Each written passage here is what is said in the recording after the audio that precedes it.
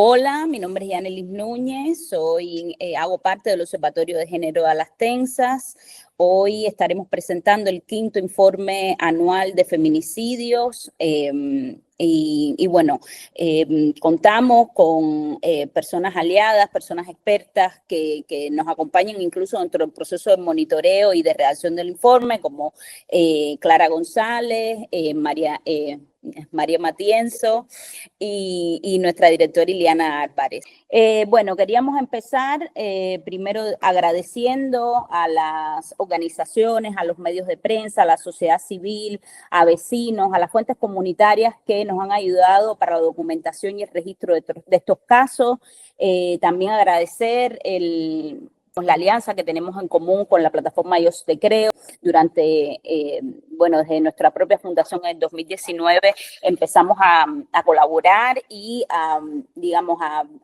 todo el proceso de verificación, que es un proceso bastante minucioso, es bastante difícil, porque no hay estadísticas públicas, porque no tenemos acceso a expedientes policiales ni expedientes médicos, porque estamos criminalizadas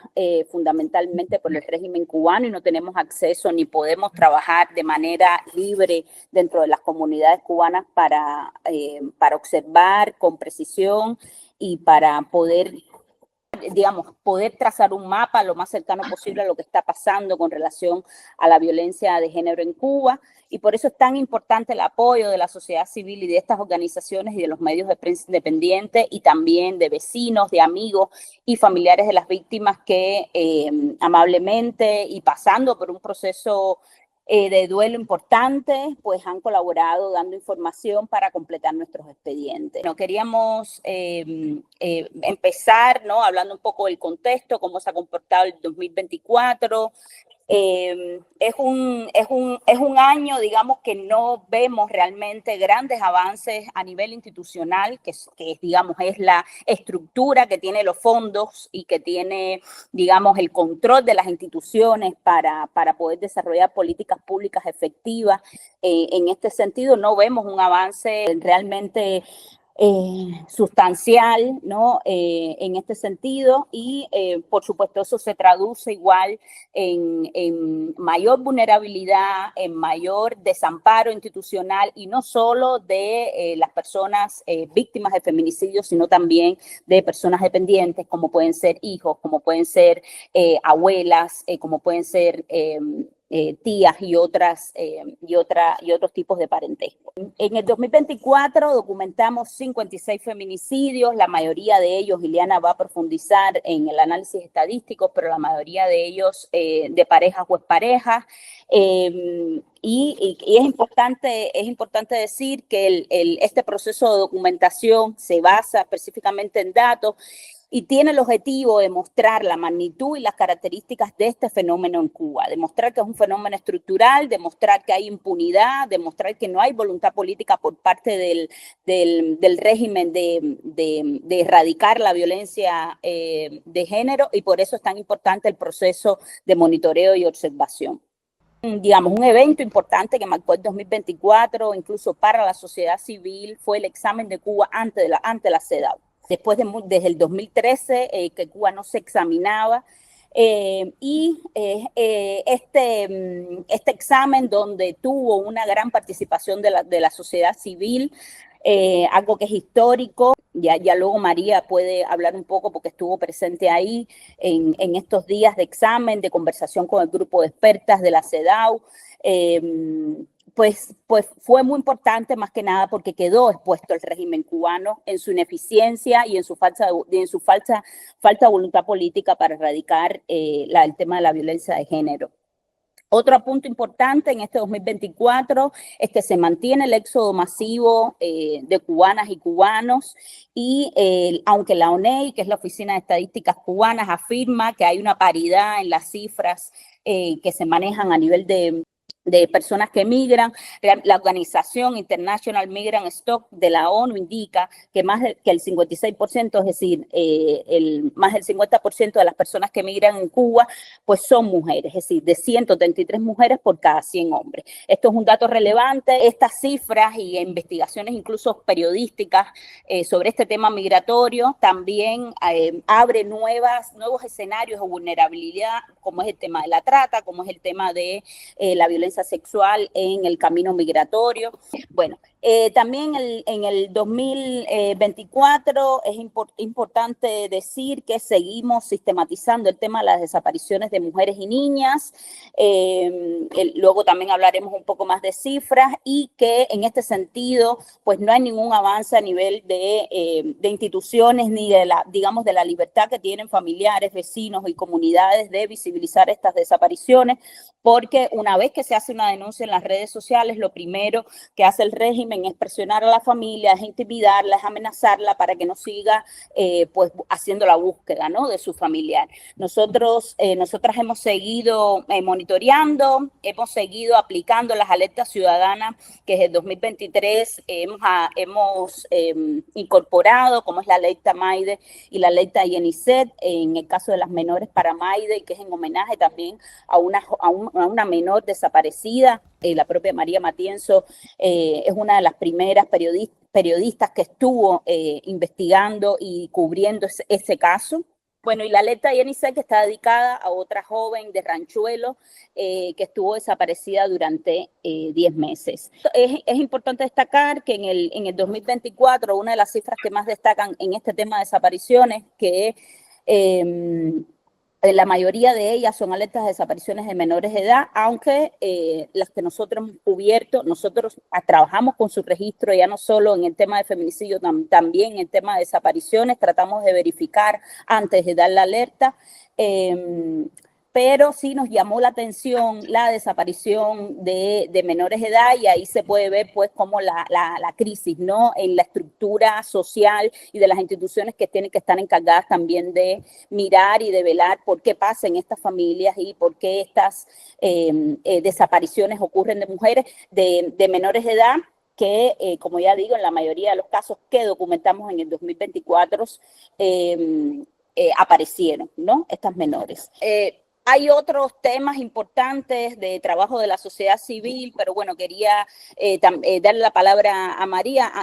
Hay algo importante que no quería dejar de decir, que es una investigación que salió en El Estornudo sobre casos de violencia sexual que tuvieron lugar en la Escuela de Cine de San Antonio de los Baños, y que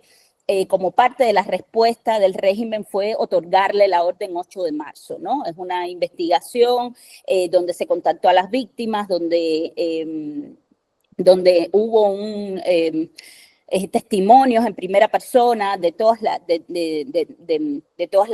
estas mujeres que sufrieron acoso, que sufrieron violencia sexual dentro de la escuela, y otra manera de desconocer por parte del régimen todo bueno, ya no solo el trabajo periodístico, sino también, y más principalmente por la FMC, que es la única organización permitida en Cuba para trabajar el tema de las mujeres y el tema de los derechos de las mujeres, pues es seguir apoyando, digamos, a las instituciones, a los victimarios y a los agresores. Hablando de la FMC, pues también quería comentarles que ellas empezaron a dar cifras en el año 2023. Esto es un dato relevante y que ha sido producto de la presión que ha hecho de la sociedad civil, y en el año 2024 dieron cifras relacionadas con juicios, con casos juzgados en el 2023, y según la cifra que ofrecieron en su observatorio oficial, que ustedes pueden consultar, al menos 60 mujeres de más de 15 años fueron asesinadas. Esto específicamente de casos juzgados, es decir, no es la cifra exacta de casos que se produjeron en el 2023, donde OGAT verificó 90 feminicidios, y por supuesto hay poca transparencia en cuanto a la metodología, en cuanto a los indicadores, pero bueno, no quería dejar de decir que las instituciones han tenido que abrir o por lo menos comentar alguno de los datos, ¿no? Entonces, nada, yo quería invitar a María para que me hablara un poco de ella fue parte de la CEDAW, que es una de las iniciativas y de las participaciones de la sociedad civil en este 2024 más importantes y que están reflejadas en el informe anual. Y también que nos comentara sobre otras de las acciones y súper importante que fue el informe que se realizó entre Museo V y Raza de Igualdad, y que María fue su coordinadora. Entonces, quería que me hablaras de estas dos experiencias, pero también de otras que tú sientas que hayan sido importantes en este 2024. Primero, Yanely, gracias, agradecerles a todas, a ustedes, por la invitación. Yo creo que a veces creemos que la respuesta de la sociedad civil tiene que ser de una manera estrepitosa o escandalosa, o tiene que tener fuegos detrás, fuegos artificiales detrás, y nos olvidamos que este trabajo de hormiguita, este trabajo de la cotidianidad, tiene muchísima relevancia, porque al final también de él se sacan frutos como son estos informes que ustedes han estado sacando durante estos 5 años. Bueno, la experiencia de la CEDAW, yo pienso que es una de las mejores experiencias que he tenido en la incidencia en el exterior con respecto al régimen y a nosotras como activistas. O sea, si antes tenía la percepción de que algunos funcionarios de la Comunidad Europea o de algunas organizaciones internacionales nos escuchaban a medias, en la CEDAW me di cuenta que más incluso de escucharnos había mucha complicidad y había había mucha empatía sobre las cosas que íbamos a contarles, sobre los temas que íbamos a tratar, sobre todo porque hay un trabajo detrás ahí muy fuerte de Larisa Diversen, por ejemplo, de Kirene Ayalí Núñez Pérez, de otras activistas que fueron con nosotras al lugar, o sea, que estuvieron ahí durante todo ese proceso, pero además un proceso de Laina Costa, un proceso que culminó en la CEDAW, pero que llevábamos aproximadamente un año trabajando en conjunto, unas desde sus proyectos y otras en coalición, como lo hicimos nosotras con Museo U, la Mesa de Diálogo, el Hogar también, Cubalex, Justicia en CJ, y bueno, y eso resultó en un informe que parece bobería, pero no lo es, sobre temas que antes no se habían tocado en Cuba, como el caso de la migración interna y la situación de la violencia de género a la que están y la vulnerabilidad a la que están sometidas las mujeres, que se ven obligadas por la precarización que hay en el oriente y centro del país a migrar hacia La Habana. O sea, compartimos testimonios, llevamos datos fidedignos. Una de las cosas que yo creo que atesoro de ese encuentro en la CEDAW es como muchas de las funcionarias nos dijeron que éramos confiables, y además se lo dijeron al régimen en su cara, a la delegación del régimen oficial, que nosotros éramos fuentes confiables y por tanto y demás se veían en la obligación de cuestionar lo que ellos llevaban, justamente porque hay un trabajo nuestro detrás y hay un trabajo de incidencia que no es de ahorita, ¿no? Hay gente ahí trabajando desde hace años. Con respecto y bueno, para mí fue bueno, aunque yo siento que de alguna manera el régimen, más allá de la pantomima política, no hace absolutamente nada. Tú misma acabas de comentar que en el 2024 hubo cero avance con respecto a lo que pretendemos que fuera en algún momento una ley integral contra la violencia contra las mujeres y las niñas, ¿no? Pero tampoco ha habido avances en todo lo que se supone, toda la estructura que se supone que debe haber alrededor de complementar o de dictar esas leyes. No hay una política de refugios, no hay una política de resarcimiento, no hay una política de salvaguarda, no hay absolutamente nada más que politiquería y mucha palabrería vacía. De hecho, o sea, vacía y retrógrada, porque en muchas ocasiones, en muchas de las intervenciones que fueron por la parte gubernamental,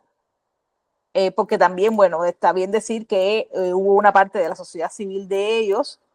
que casualmente coincidía, como la FMC, con la parte gubernamental, lo que es un sinsentido total y lo que corrobora lo que hemos venido diciendo durante años, que realmente no hay una sociedad civil no hay una sociedad civil que responda realmente a los intereses de ellos. Hay una sociedad que ellos han manipulado,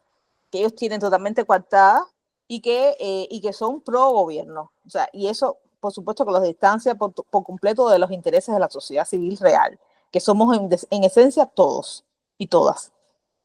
Y muchas de las respuestas que ellos dieron allá a mí me causaron vergüenza ajena. O sea, por ejemplo, decir que las mujeres cubanas estaban empoderadas, que se retiraban después de los 65 años porque estábamos empoderadas, y que podíamos darnos el lujo de cuidar a personas mayores incluso que nosotras, sin tener en cuenta la precarización total y absoluta que hay en la sociedad cubana. Eso para mí era vergonzoso. Decir que las mujeres cubanas no quieren trabajar en el campo porque todas son ingenieras me pareció vergonzoso. La contradicción del matrimonio infantil, que supuestamente ha sido prohibido a través del Código de las Familias, pero que hay una contradicción tremenda cuando lo refrendas o lo contrastas con el Código Penal. Entonces, bueno, te das cuenta de que fueron muy mal preparadas, fueron a repetir un discurso aprendido con H intermedia. Y en el caso que me tocaba a mí particularmente, o sea, como coordinadora del Museo V, el tema de la lesbofobia siento que dolió muchísimo. No se lo esperaban tampoco que fuéramos a hablar allá de mujeres lesbianas, porque no es común que en estos espacios se hable de la diversidad sexoafectiva, de las disidencias sexuales. Es un espacio que, aunque llevaron una representante mujer lesbiana a la CEDAW por la oficialidad, no tenía nada que decir al respecto. Uno de los logros o de las victorias pírricas que yo siento que he tenido con esta elaboración del informe del Museo V, que se llama Si no nos mencionas no existimos, es que entre los datos que doy es la falta de derecho de las mujeres privadas de libertad, las mujeres lesbianas privadas de libertad, a tener visitas conyugales. Ellos se las arreglaron entre el momento de la publicación, que fue en abril del 2024, y la CEDAW, para comenzar a dar algunos de estos beneficios carcelarios a las mujeres. O sea, y eso lo pudimos contratar, y estoy convencida que fue a partir de la imposición, o sea, de la publicación y de la repercusión que tuvo el informe de la CEDAW, el informe que llevamos a la CEDAW como Museo V. Eso por un lado. Sé, y las admiro muchísimo, porque sé que hacer un informe desde afuera, desde el exilio, con los pies aterrizados en Cuba, es bien difícil. O sea, no solamente hay que lidiar con la falta de información o la falta de transparencia que tienen ellos como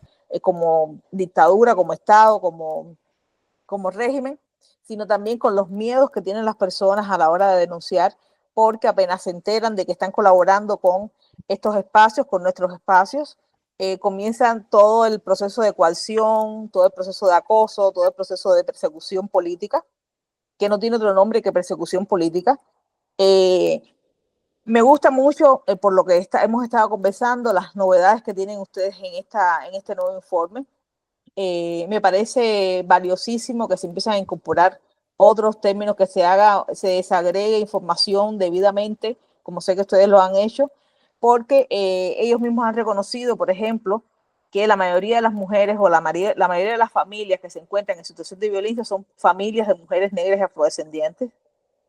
Ojalá un día podamos llegar a todos los feminicidios o toda la violencia de género que están recibiendo las mujeres lesbianas. El año pasado yo recuerdo que hubo un caso de una mujer lesbiana asesinada, y la reacción como sociedad lesbofóbica que somos fue enseguida empezar a manipular la imagen de esta mujer lesbiana que fue asesinada en la calle, porque no se respetó la última voluntad de ella de definirse como mujer lesbiana. Hay otros casos que también hay otro caso que sucedió a finales de año y que me parece también un horror, parte del horror que se está viviendo en Cuba, que es otra mujer lesbiana que fue asesinada y que después ha habido o sea, hay una nebulosa alrededor de la muerte, de su muerte. Se piensa que fue un suicidio, o eso dicen las redes, no hay manera de corroborarlo porque la familia está implicada en otras batallas que también que generan y que son generadas por la miseria que hay en Cuba, pero que también pudiera estar a lo mejor en este informe si en algún momento se pudiera corroborar o empezar a corroborar todas las violencias que viven las mujeres lesbianas. Y lo digo, o sea, le he hecho la responsabilidad arriba a ustedes, no quitándomela yo, sino porque me parece que ustedes ya tienen toda una estructura creada como para poder asumir eso y muchas cosas más. Bueno, por último, agradecerles una vez más, que esta invitación, que por favor, creo que también lo tienen asumido así, era algo más que quería decir antes de despedirme. Es algo que además que yo vengo diciendo desde hace mucho tiempo, que la violencia política hay que asumirla también como violencia de género, que no se puede, no nos podemos distanciar ni silenciar incluso lo que muchas veces nosotras hemos vivido como feministas dentro de Cuba y fuera de Cuba. O sea, esa violencia no cesa. De hecho, el exilio mismo ya es un tipo de violencia. Y entonces, nada, ahora sí, agradecerles por la invitación, por el trabajo constante que hacen, pese a todos los aires que corren últimamente y que van en contra del trabajo que hacemos, como feministas, del trabajo que hace la Astensa como revista feminista.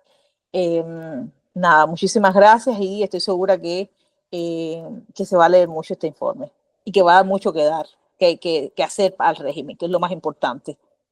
Así mismo. Gracias, María. Bueno, ante todo, quería agradeceros a OGAT, a las Tensas,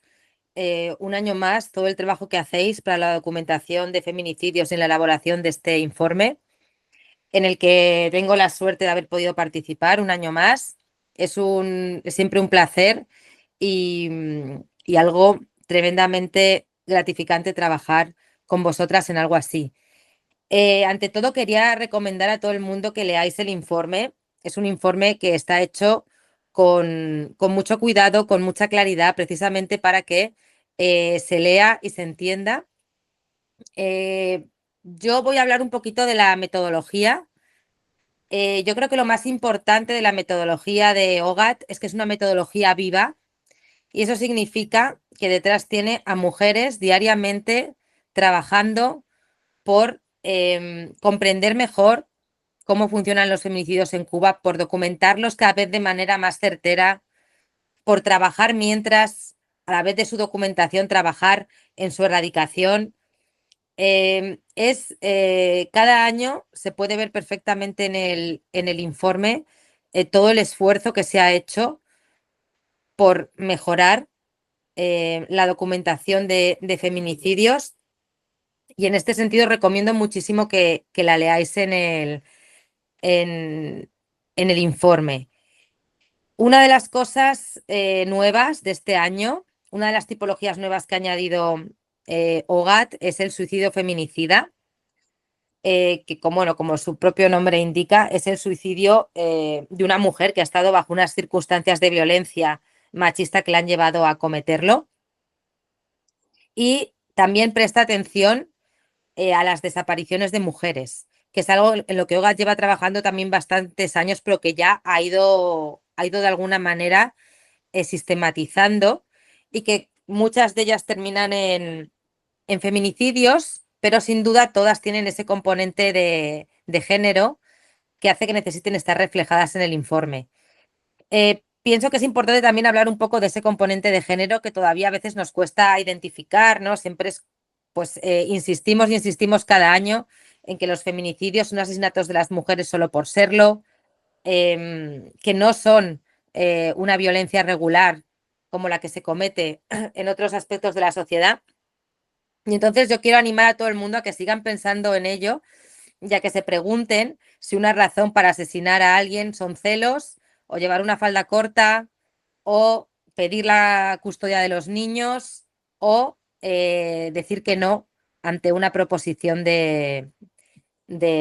sexo, ¿no? En ese sentido, ese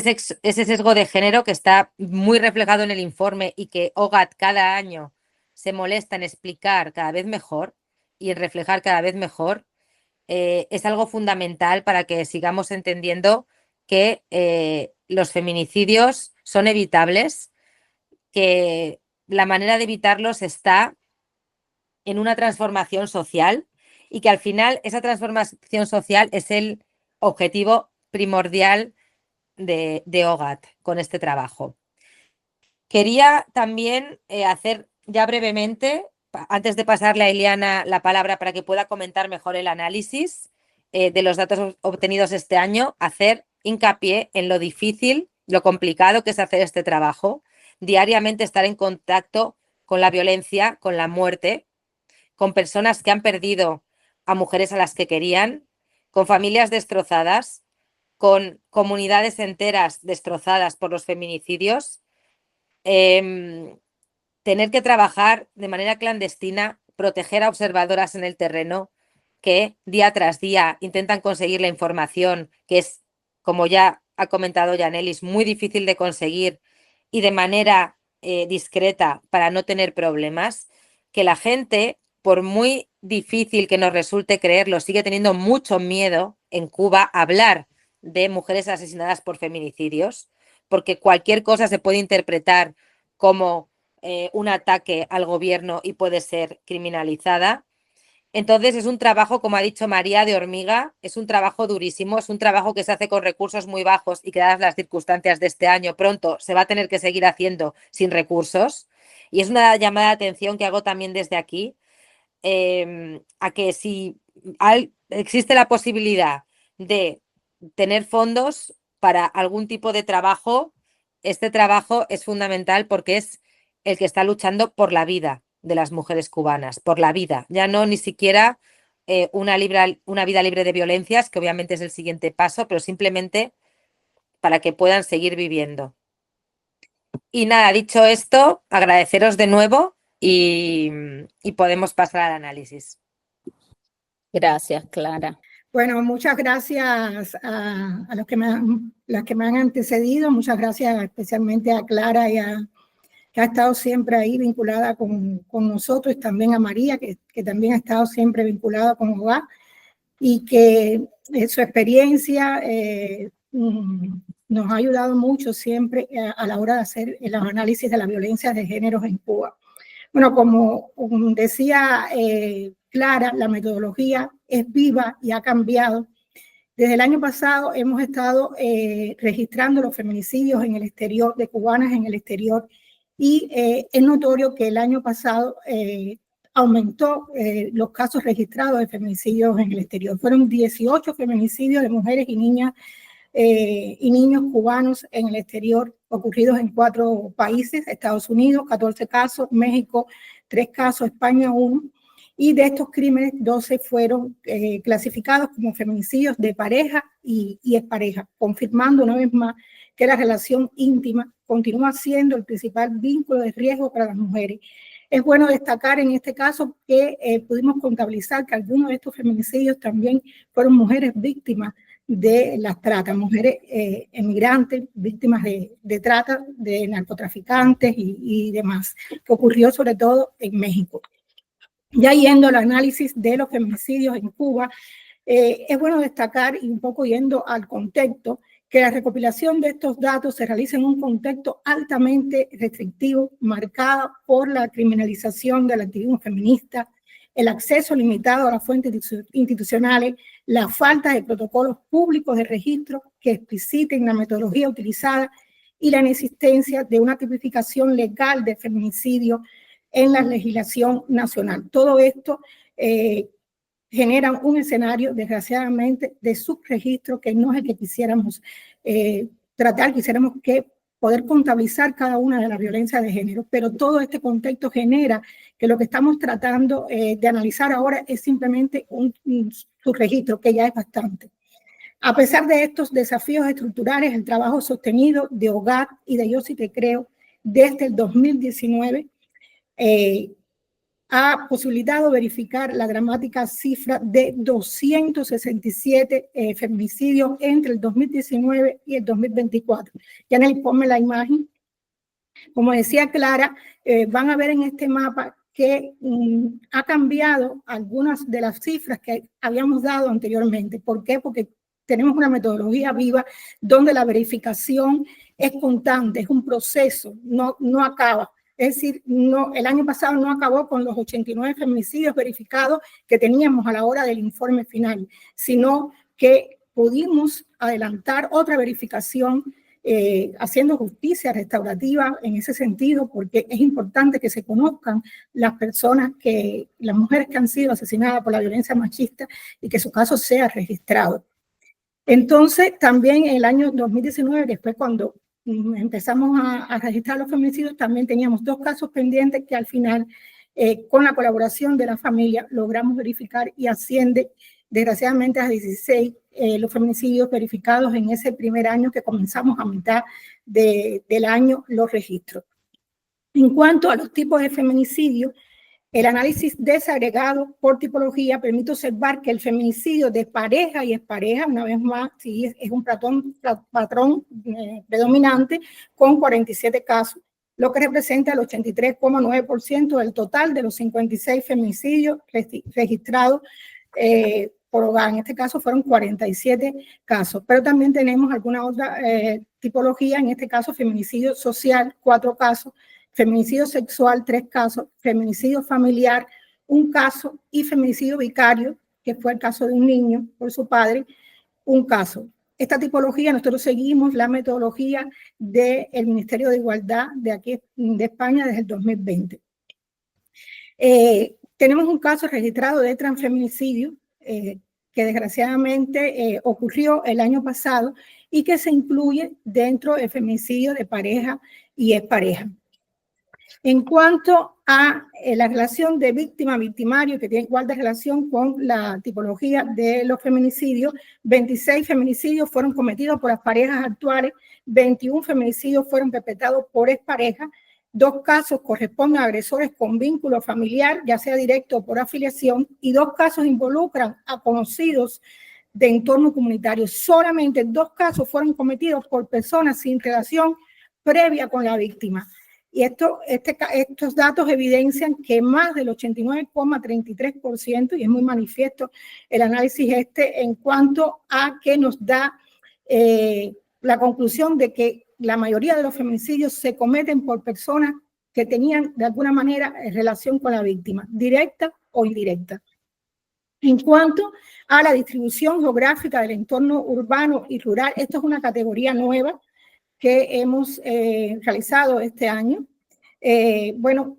como ven, pueden ver en el gráfico, el 32 de los 56 feminicidios se realizó en una zona urbana y 24 en una zona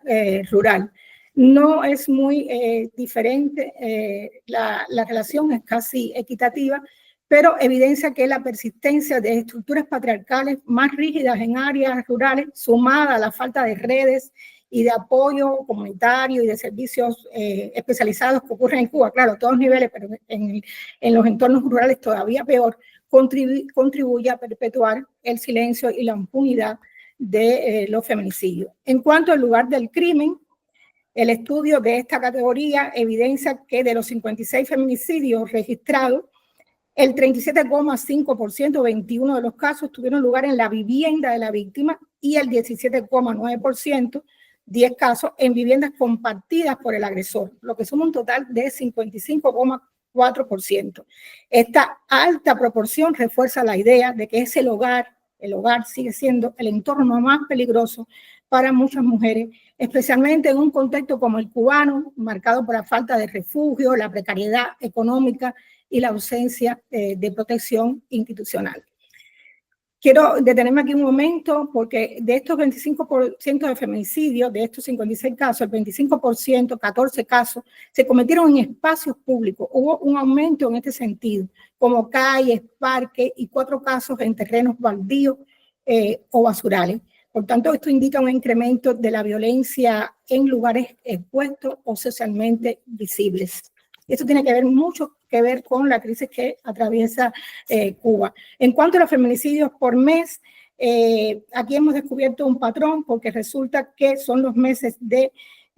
junio y octubre los que más feminicidios, en donde los meses donde más feminicidios ocurrieron. Son 3 picos en general: junio 7 casos, octubre 8 casos y noviembre 9 casos. Hemos descubierto que en nosotros, un patrón, porque en nosotros informes, tanto en el año 23 como en el año 22,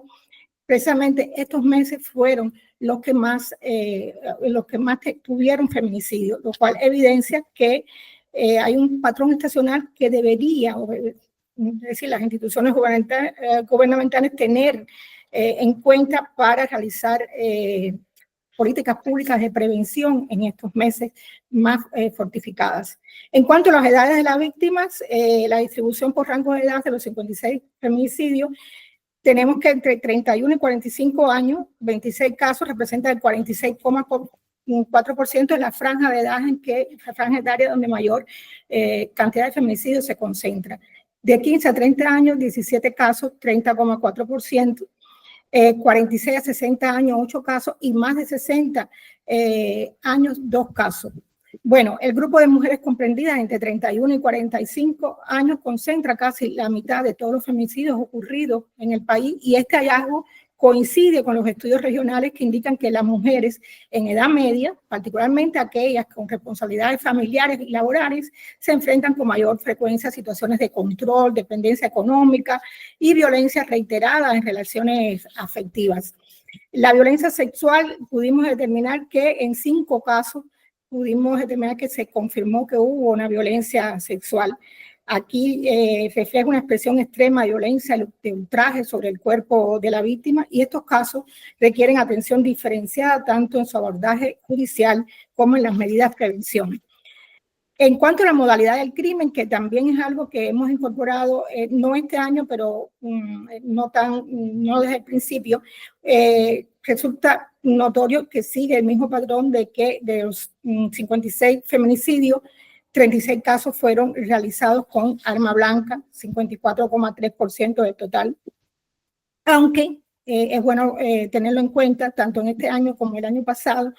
que si el año 2024 como el año 2023 puede observarse una incipiente variación en este patrón tradicional, porque se han registrado algunos casos que han ocurrido con armas de fuego.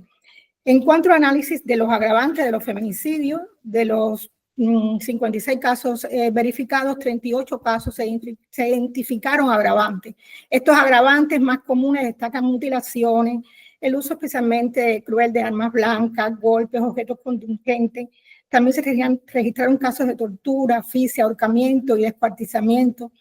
En 16 casos se documentaron otros agravantes, entre ellos el abandono del cuerpo en espacios públicos o el uso de múltiples métodos de agresión. Efectivamente, registrar todo esto a las personas, a las observadoras y como las gestoras de hogar, daña evidentemente la salud mental, es algo que Clara señalaba. Y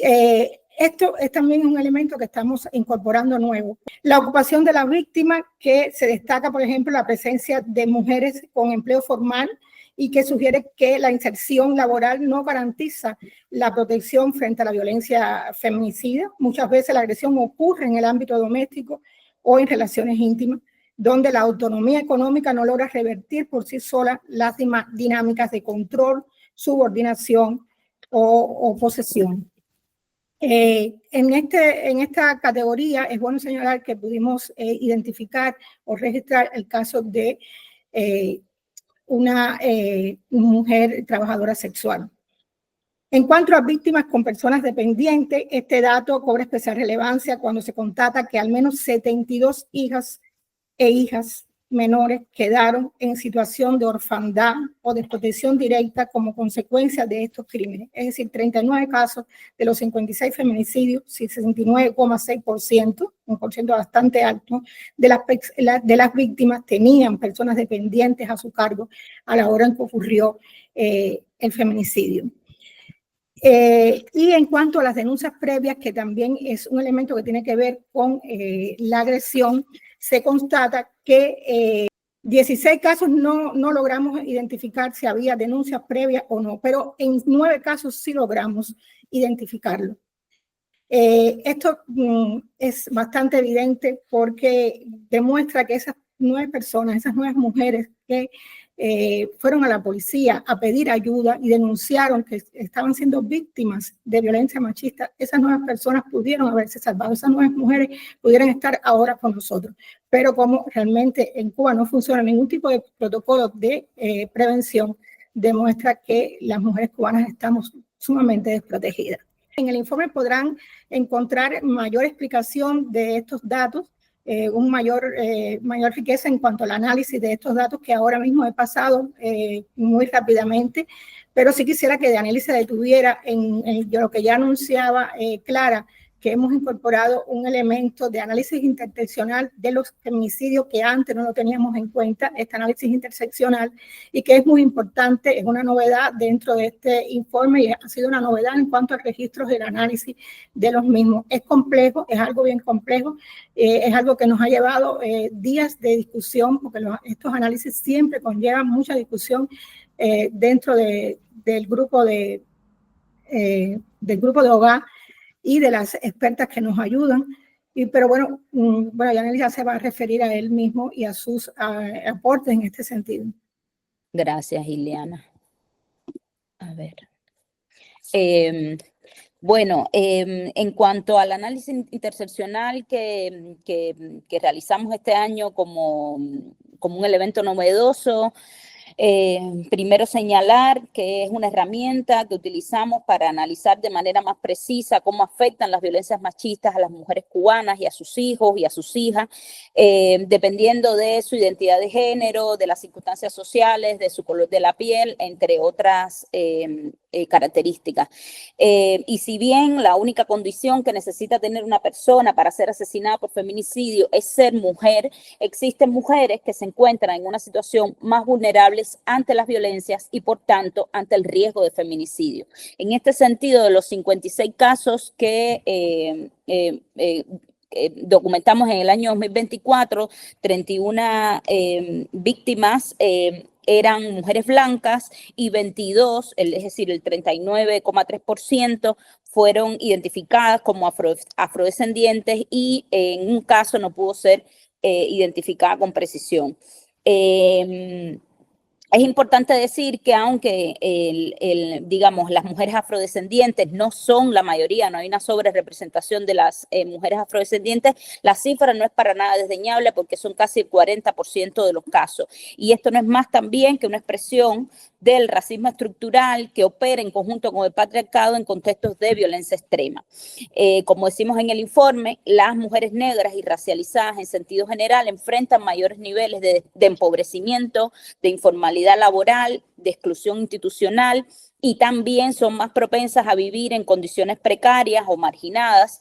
todo lo cual incrementa su exposición a dinámicas de violencia machista. Ileana adelantaba que en este año documentamos también el caso de un transfeminicidio, que el caso de Helen está documentado y es uno de los que destacamos en el informe, y documentamos los transfeminicidios, ya que representan actos de violencia transfóbicas enmarcados no solo en la misoginia estructural, sino también en un sistema que castiga con saña las disidencias corporales, sexuales y de género. Se identificaron 2 mujeres con discapacidad y en un caso y en 4 casos no se pudo determinar con precisión la presencia o no de esta condición. Y un caso de una mujer lesbiana que también registramos. Sí, y que María también hablaba de eso al inicio. Pues en el informe, que lo van a poder consultar en la web de Hogar, pues hay casos específicos de los cuales ampliamos. Hay uno específico que es el de Lisdani Rodríguez, una presa política actualmente porque lo que está en un proceso de excarcelación. Es importante señalar que en Cuba hay más de 100 mujeres encarceladas por razones políticas tras las manifestaciones del 11 de julio y también por producto de otras protestas que se han sucedido en los últimos años. Este caso de Zulmira, este caso de La Chamaca, y no queremos dejar de mencionarlas en este informe ni en esta presentación.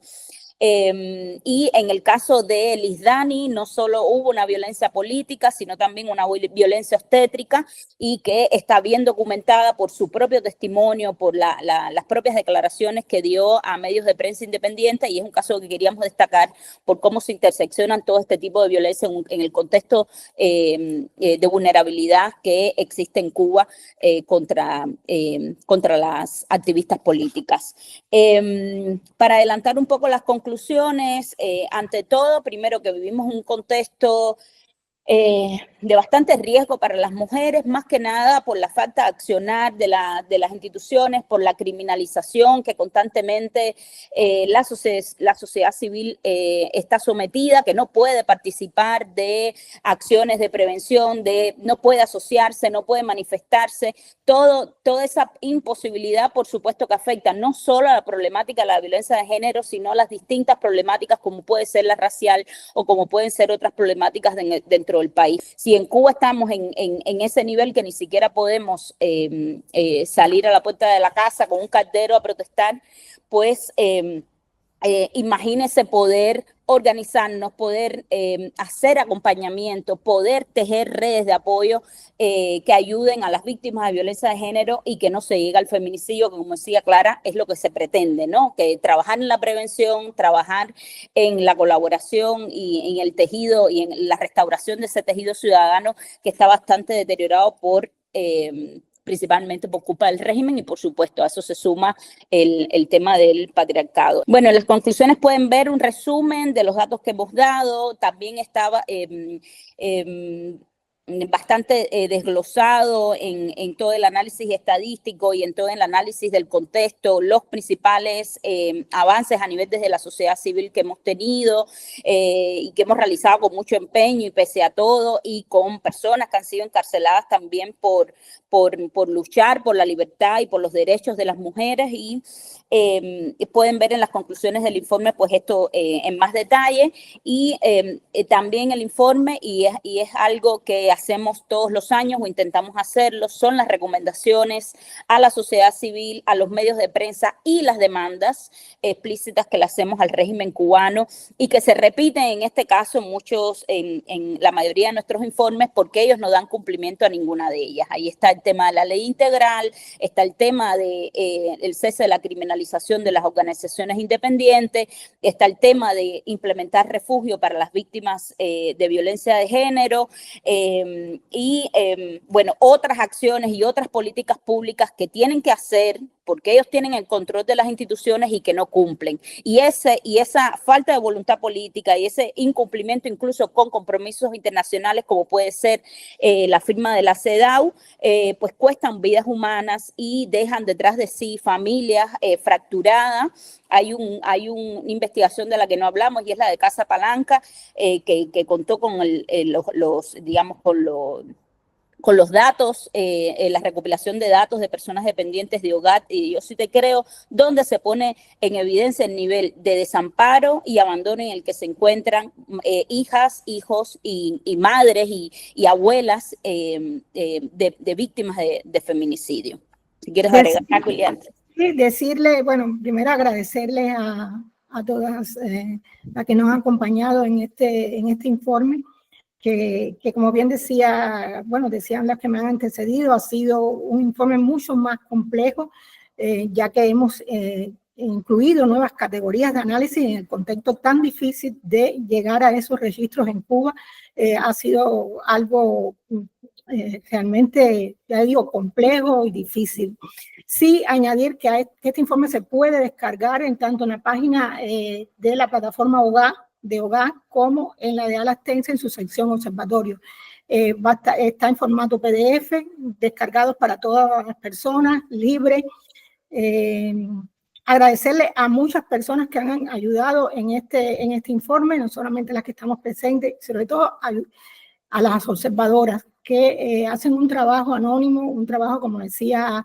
la propia María, de hormiguita, que no se ve, que no tiene rostro, pero que es un trabajo tan necesario para lograr que podamos sacar un informe como este, que luego podamos incidir a nivel internacional y también a nivel nacional,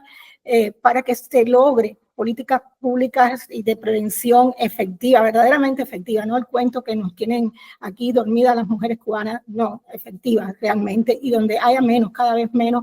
sean los datos de feminicidio. Al final del informe se incluye una parte que es una especie de memoria, primero el listado, que siempre es doloroso, pero que es importante. Nosotros insistimos, esto también ha sido elemento de discusión, insistimos en incluir el listado de las víctimas de feminicidio, porque de alguna manera merecen ser nombradas, ¿no? Y realizamos un espacio de homenaje dedicado a todas estas mujeres y niñas que han fallecido a causa de la violencia machista y que pudieron ser muchas de estas muertes evitadas. Y por último, el compromiso de hogar a seguir, aunque las condiciones sean cada vez más tremendas, condiciones de todo tipo, entre ellas las restricciones de apoyo institucional y de otras, de recursos que son cada vez más difíciles, el compromiso de hogar para seguir registrando la violencia machista en el contexto cubano. Bueno, muchas gracias a todas por estar aquí y bueno, como dijo Ileana, seguiremos documentando, denunciando y visibilizando la situación de la violencia contra las mujeres y las niñas en Cuba.